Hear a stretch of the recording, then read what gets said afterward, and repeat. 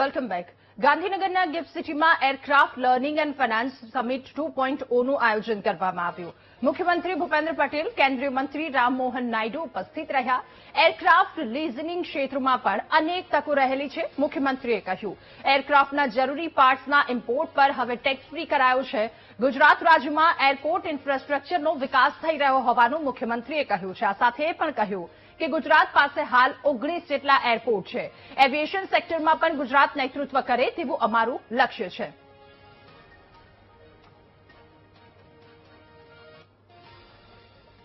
Gift city ने भारत के लगातार विकसित हो रहे वैश्विक फिनटेक हब के रूप में अपनी एक विशिष्ट पहचान बना ली है. गत वर्ष भी गिफ्ट सिटी को इस समिट को होस्ट करने का अवसर हमें मिला था. मैं समझता हूं कि गत वर्ष की समिट में हुए फलदायी चिंतन मंथन से विकसित भारत 2047 के निर्माण के लिए इस समिट को एक नई गति मिलेगी.